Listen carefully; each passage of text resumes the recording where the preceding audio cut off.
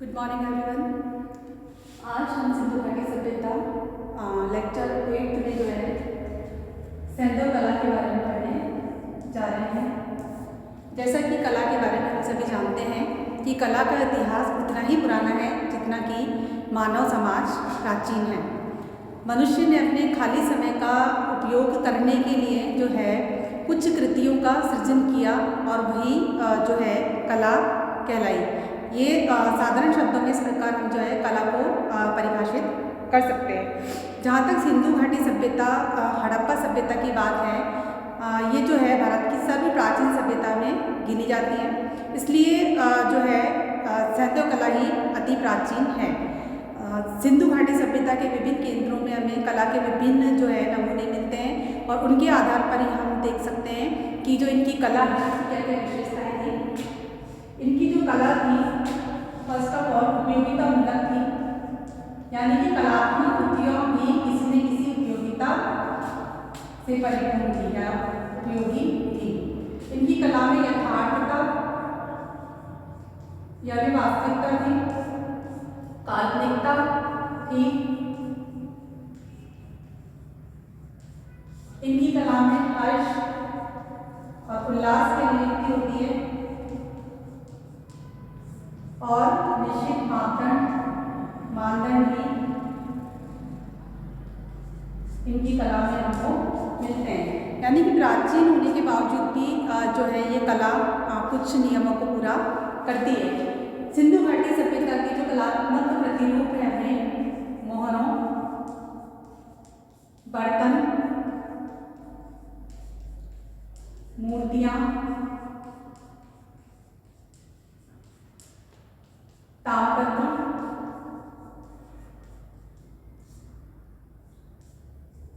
आभूषण, गृह निर्माण,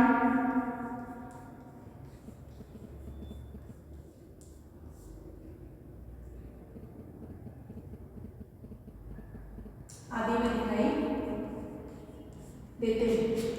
पिछले लेक्चर्स में जो है आवश्यकता अनुरूप हमने जो है नगर निर्माण कला जो है और गृह स्थापत्य कला है और बर्तन निर्माण कला है, मूर्ति निर्माण कला है, इनका हमने जो है सामाजिक जीवन के अंतर्गत थोड़ा बहुत अध्ययन कर लिया है। आज हम जो है इस रूप में देखेंगे कि कला की क्या रूप था। सबसे पहले जो है मूर्तियाँ, 3 प्रकार की मूर्तियाँ यहाँ पर मिली हैं। मिट्टी की मूर्तियाँ यानी कि टेराकोटा, प्रस्तर मूर्तियाँ पत्थर की मूर्तियाँ, धातु मूर्तियाँ,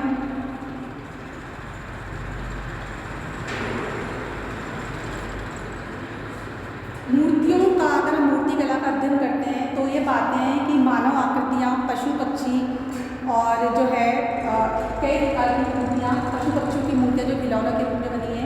मानव आकृति की जो मूर्तियाँ हैं कई बार पूजा के लिए, सजावट के लिए आदि कार्यों से जो मूर्तियाँ बनाई जाती थी।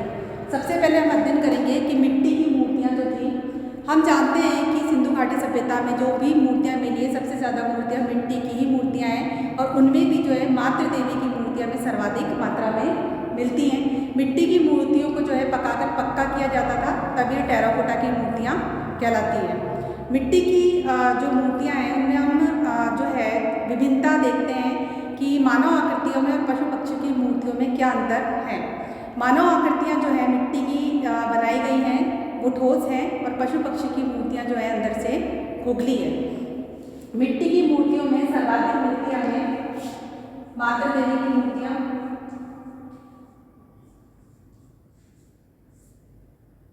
इनमें हमें एक ऐसी मूर्ति मिली है जिसके दोनों हाथों में दीपक है और उसके मुंह पर जो है धूम्र यानी धुएं के निशान है। तो जो है विद्वानों का कहना है कि अवश्य ही मातृ देवी के रूप में जो है पूजा की जाती होगी इन मृण मूर्तियों की। मिट्टी की जो मूर्तियां हैं वो कभी कभी जो है कई रंगों से जो है उसकी सजावट की जाती थी और पशु पक्षी में हम देखते हैं बैल, हिरण,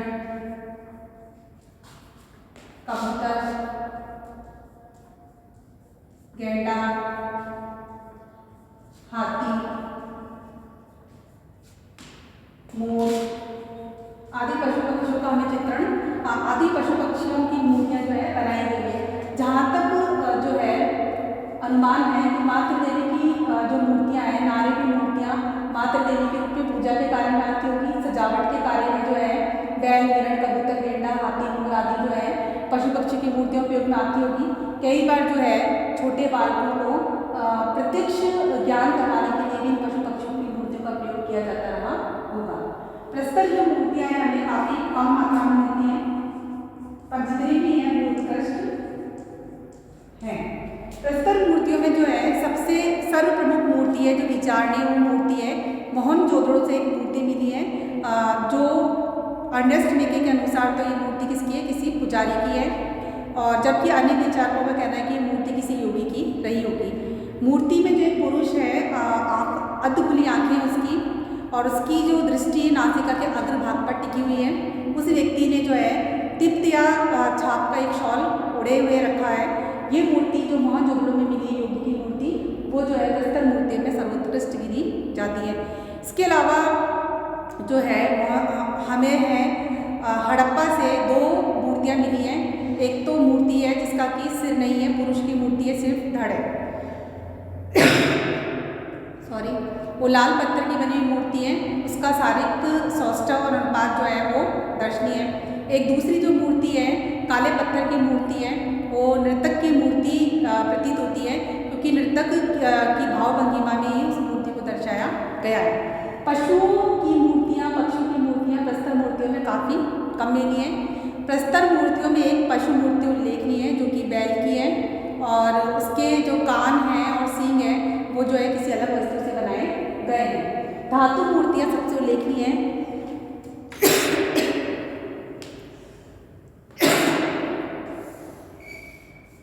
ये लोग तांबे की, कांसे की और तांबे की मूर्तियाँ बनाते हैं, क्योंकि तांबा और टिन को मिलाकर कांसा बनाना ये लोग जान चुके थे। कांस्य प्रतिमा में सर्वप्रमुख है मोहनजोदड़ो से नर्तकी की मूर्ति मिली है, वो उल्लेखनीय है।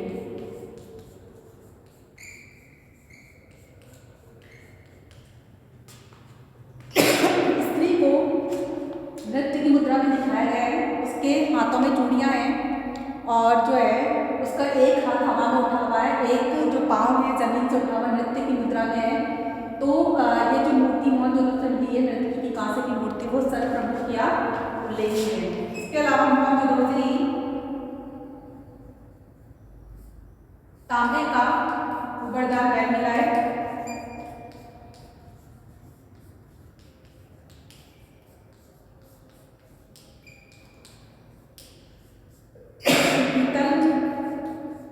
बकरी का खिलौना मिला है, और देमाबाद, यानी देमाबाद कहाँ पर है, महाराष्ट्र में। यहाँ से तांबे का रथ चलाता हुआ एक मनुष्य का मूर्ति मिली है। इतने सारे हमें जो है धातु मूर्तियों के प्रतिमान सिंधु घाटी सभ्यता से उपलब्ध हो चुके हैं। जहाँ तक धातु मूर्तियों का सवाल है, ये मूर्तियाँ द्रव्यमान पद्धति से या फिर सांचा पद्धति से बनाई जाती थी। प्रस्तर की मूर्तियाँ जो है पंचिंग विधि से बनाई, मिट्टी की जो मूर्तियाँ हैं टेराकोटा की मूर्तियाँ वो पंचिंग विधि से बनाई जाती थी। प्रस्तर मूर्तियाँ जो है विभिन्न आकार में काटकर और तराशकर बनाई जाती थी। इस प्रकार मूर्ति निर्माण कला जो है सिंधु घाटी सभ्यता में काफ़ी उपयोगी कला थी। उपयोगिता के अलावा जो है इसके अंतर्गत हम देखते हैं कि कई बार कल्पना का भी समावेश किया गया है, और मूर्तियाँ जो है वास्तव में आकर्षक दिखाई पड़ती हैं।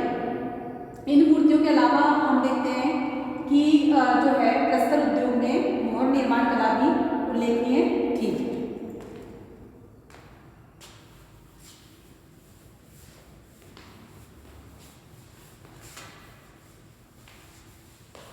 मूर्तियों के बाद हम अध्ययन करेंगे कि और दूसरी कौन सी उपयोगी कला थी सिंधु घाटी सभ्यता में। बर्तन निर्माण कला।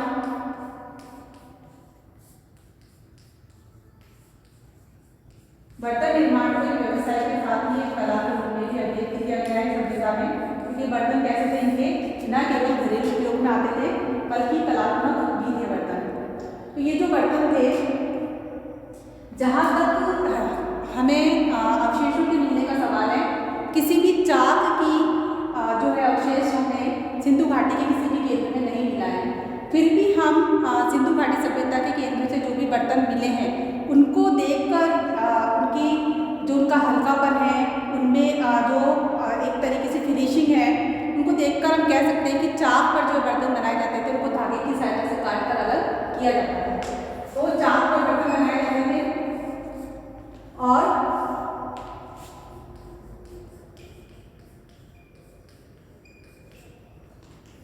पकाकर, भट्टों में पकाकर पक्के किए जाते थे।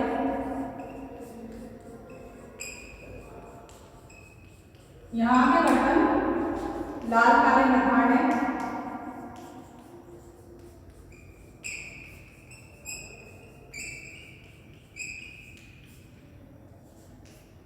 और अंकन भी होता था, चित्रांकन होता था बर्तनों पर। ज्यामिति चित्रांकन जाता है।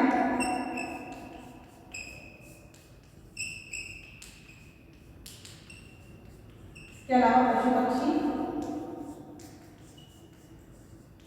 और पेड़ पौधों का चित्रण भी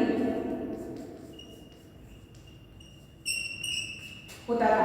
ज्यामिति चित्रण हम देखते हैं सर्वप्रथम चाक पर बर्तन बनाए जाते थे, फिर उन्हें भट्टों में पकाकर जब पकाया जाता था तो उनका रंग तप्त गहरा लाल हो जाता था। फिर जो है उस लाल रंग के बर्तन पे काले रंग के अलंकरण किए जाते थे। और अलंकरण कैसे होते थे? ज्यामिति चित्रांकन जैसे कि वृत्त है, बिंदु है, रेखा आदि है। पशु पक्षियों का चित्रण किया जाता था, तोता, मैना, मोर, बतख, कबूतर इत्यादि। पेड़ पौधों में नीम, खजूर, पीपल आदि का अंकन किया जाता था। सिंधु घाटी सभ्यता को इसके बर्तनों की पहचान के कारण लाल काले निर्माण वाली संस्कृति भी कहा जाता है। अगली कला देखेंगे हम मोहर निर्माण कला।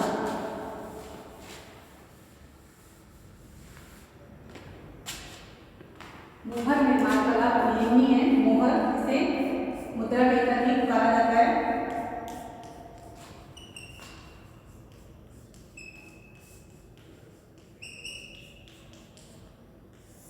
मोहरों के जो है 3 प्रयोग होते होंगे। व्यवसायिक प्रयोग,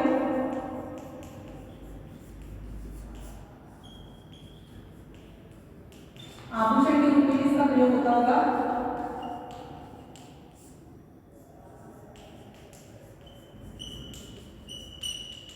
और गणितीय मोहरों में नहीं है।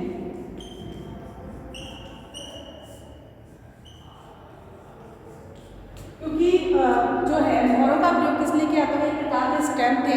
जैसे कि हमें पता है सिंधु घाटी सभ्यता व्यापार प्रधान सभ्यता थी, तो लंबी दूरी के व्यापार में जो है सामान के जो बड़े बड़े थैले हैं उनके मुंह को बंद करके गीली मिट्टी से दबाकर उनका मोहरों से जो है मुद्रांकन कर दिया जाता था, ताकि रास्ते में चोरी आदि का भय ना रहे। तो इस तरीके से मोहरों का एक तो व्यवसायिक प्रयोग संभव है।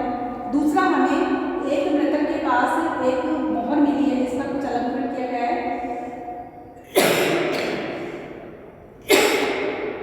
तो अनुमान है कि आभूषण के रूप में भी मोहरों का प्रयोग होता होगा। और कुछ एक मोहरों पर हमें जो है रेखाएं और व्रत, बिंदु आदि गणितीय चिन्ह भी है। इससे लगता है कि शायद गणितीय प्रयोग भी या फिर जो है शिक्षा आदि के प्रयोग में जो है ये मोहरें आती होगी। मोहरें जो है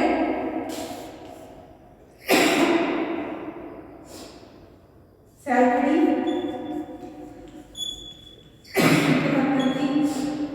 घिया पत्थर की,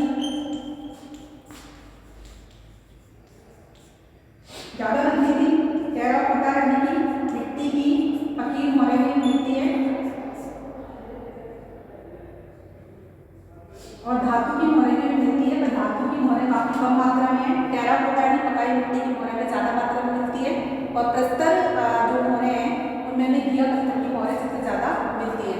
मोहरों पर जो है हमें कई प्रकार के लेख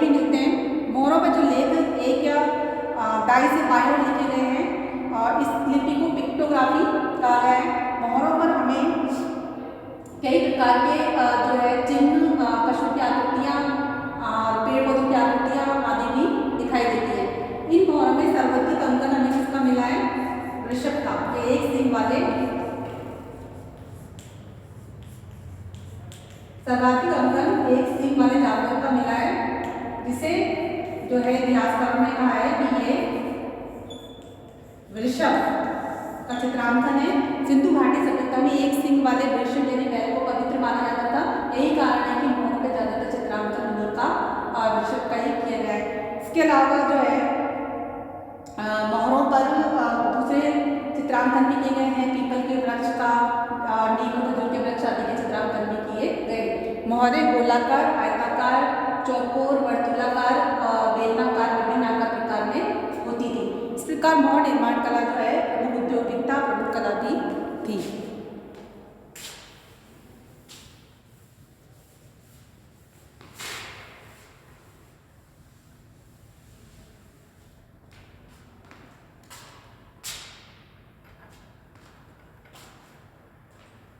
चित्रकला या चित्रकारी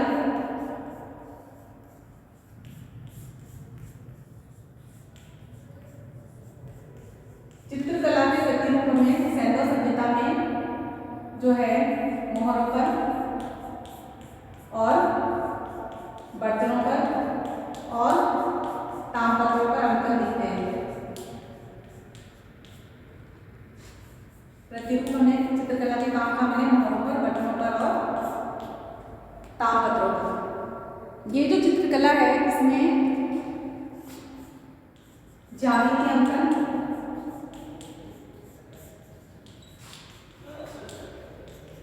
जैसे वृत्त, बिंदु, रेखा आदि, पशु पक्षी, पशुओं में वृषभ, बंदर, भैंस, गेंडा,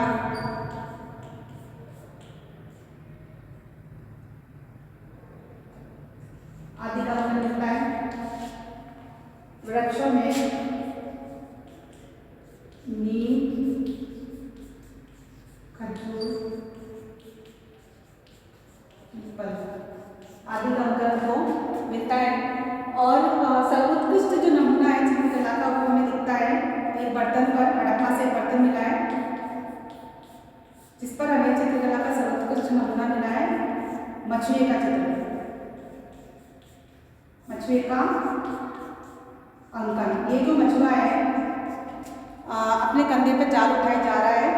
इसके जो है पास में मछली और कछुआ पड़े हैं और ये जो मछुए का चित्रांकन है, मछुए का अंकन है जो कि हमें हड़प्पा से मिला किसी बर्तन पर, वो जो है सिंधु घाटी सभ्यता की चित्रकला का सबसे अच्छा नमूना हमें दिखाई देता है। जहाँ तक मोहरों की बात है तो मोहरों पर हम देखते हैं कि पशुओं में वृषभ का सर्वाधिक अंकन था और जो है नीम, खजूर और पीपल के वृक्षों का भी अंकन इस पर किया गया है। ये जो मोहर निर्माण कला है हड़प्पा की और जो बर्तन निर्माण कला है और मूर्ति निर्माण कला है, इनको हम देखें सम्मिलित रूप से तो हम पाते हैं कि इतनी प्राचीन सभ्यता होने के बावजूद भी ये जो है कला के कई सारे आयामों को पूरा कर रही है।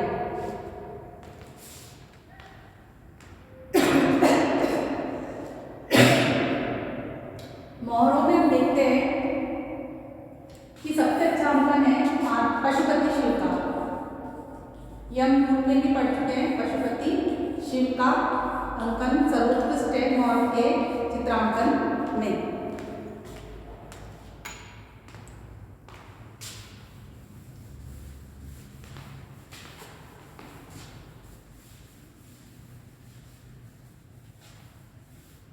इन कलाओं के अलावा जो है नृत्य संगीत कला,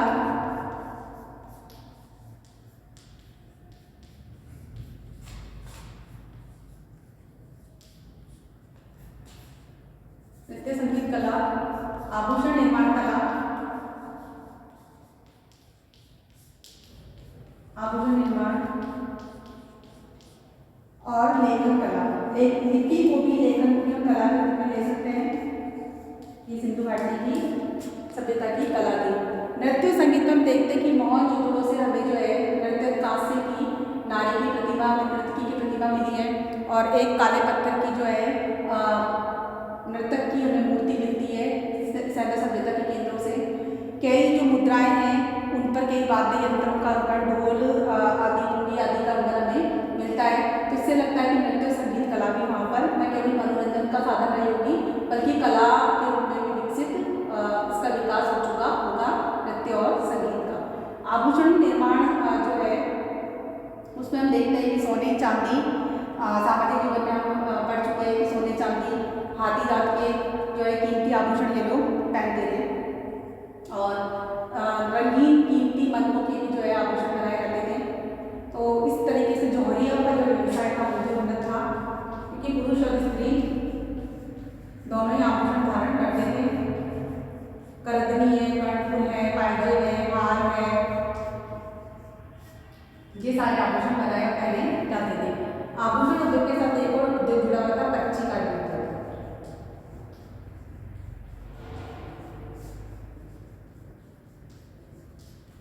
जितने भी कभी कभी तांबे के, सोने चांदी के आभूषण बनाए जाते थे तो उनको पूरे कर उनमें जो रेखाएं की जाती थी, उन रेखाओं में जो है शंख या कोई रंगीन पदार्थ आदि को भर दिया जाता है, उसे कच्ची कारी कहते हैं। ज़्यादातर हम देखते हैं कि मूर्तियों की जो आँखें हैं, प्रस्तर मूर्तियों की जो आँखें हैं वो कच्ची कारी से बनाई गई है। मूर्तियों की कौन सी? प्रस्तर मूर्तियों की आँखें कच्ची कारी से बनाई गई है। अब जहाँ तक आभूषण हम देखते हैं हाथी दांत के आभूषण में बनते थे। हाथी दांत से विभिन्न वस्तुएं बनती थी। जो सिंधु घाटी सभ्यता की लिपि है, लेखन विधि है, उसको भी कला के रूप में माना गया है, क्योंकि ये जो लिपि है वो भाव चित्रात्मक है। उसमें जो है चिन्हों का और चित्रों का और जो है विभिन्न प्रकार की चिन्हों चित्रों के प्रयोग से ही जो है लेखन कला इनकी विकसित हुई थी। इनकी लेखन विधि विकसित हुई थी विभिन्न चिन्हों से और विभिन्न आकृतियों के द्वारा इन्होंने कुछ लिखने का प्रयत्न कराया, इसलिए इनकी लिपि को लेखन कला के अंतर्गत हम गिन सकते हैं या फिर मान सकते हैं। इस प्रकार जो है हम पाते हैं कि सिंधु घाटी सभ्यता में जो है कला के बहुआयामी प्रतिरूप जो है वो विकसित हो चुके थे और अपने जो है विकास में निरंतर गतिमान थे। धन्यवाद।